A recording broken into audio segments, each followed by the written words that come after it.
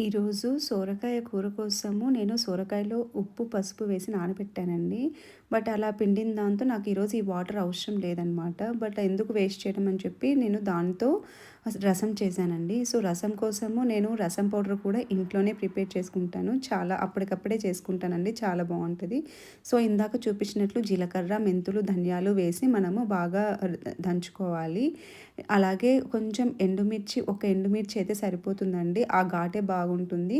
నేనైతే ఆ ఎండుమిర్చిని అలా ప్లెయిన్‌గా డైరెక్ట్‌గా స్టవ్ మీదనే కాల్చుకుంటాననమాట. అలా చేస్తే ఫ్లేవర్ చాలా బావుంటుంది. సో, అది కూడా వేసి బాగా దంచుకోవాలి.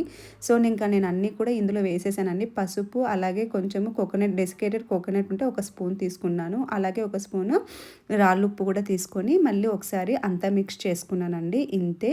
ఇలా చేస్తే రసం పౌడరు చాలా బావుంటుంది. సో, ఇందాక చూపించినట్లు సొరకాయ వాటర్ అండి, అలాగే ఒక టమాటా వేసి ఇలా మిక్సీ పట్టుకున్నాను. ఇలా చేసుకున్న తర్వాత ఒక పాన్‌లో తిరువాతేసుకొని, తిరువాతలో పోపు గింజలు, వెల్లుల్లి కూడా వేసి అవి మగ్గిన తర్వాత మనము మిక్సీ పట్టుకున్న మిశ్రమాన్ని వేసేసి, చింతపండు పులుసు కొంచెం వేసేస్తే సరిపోతుంది. ఆ తర్వాత మనం ప్రిపేర్ చేసుకున్న మసాలా వేసి కలపెట్టి బాగా మరిగిన తర్వాత ఆఫ్ చేస్తే మనకు సొరకాయ రసం అనేది అయిపోతుందండి. చాలా టేస్టీగా ఉంది.